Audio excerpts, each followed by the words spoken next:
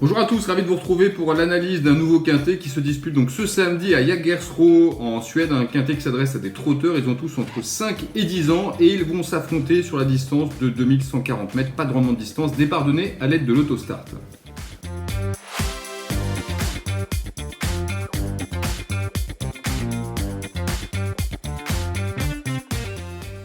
Alors ce prix Bahama regroupe des chevaux d'un bon niveau, on a d'ailleurs certains concurrents qui ont déjà réussi à s'imposer au niveau groupe 1. Le lot est hétéroclite, les profils sont vraiment très variés.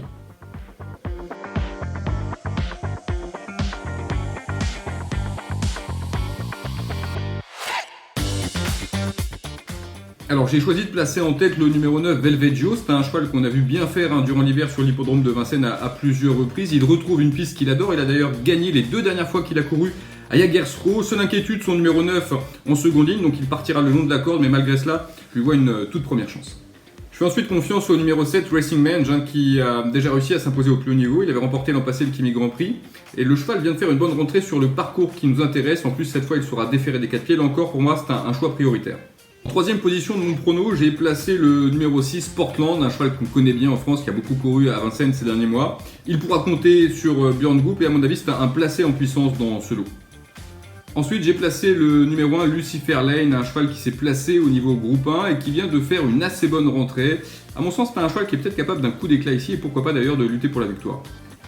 En cinquième position de mon prono, le numéro 5, Lionel, un cheval que vous connaissez sans doute, c'est évidemment un cheval qui est très titré, qui a remporté le Grand Prix de Paris devant Bold Eagle, placé de Prix d'Amérique. Il a couru une seule fois cette année, il s'est imposé dans un petit lot, ça remonte un petit peu. Bon, évidemment, il a 10 ans, il n'est plus aussi performant que par le passé, mais malgré tout, il est incontournable ici. Løpet på forhånd ser jo litt åpent ut. Jeg syns det er en 4-5 seierskandidater der, og Lionel er absolutt en av de.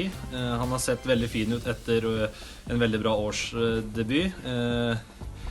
Og han har trent på som han skal og kjenner spenstig, veldig fresh og fin, så jeg har ikke noe å utsette på den, og jeg føler også at han er bedre forberedt til denne starten kontra forrige løp, så vi kommer til å kjøre optimalt, men faste skylapper, alle 4 skoa og amerikanervogn, og satser fremover fra start, og jeg håper og har en liten feeling på at det er mulig at vi kan få tet, og skulle vi klare det, så har han absolutt en veldig stor seierssjanse.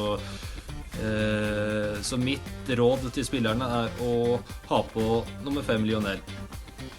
Le numéro 10, Cyberlane, a également une jolie carte de visite. C'est un cheval qui a réussi à s'imposer dans le derby suédois. Il a des sérieux titres, mais il a contre lui de faire une rentrée puisqu'on ne l'a pas revu en piste depuis le 24 août 2019.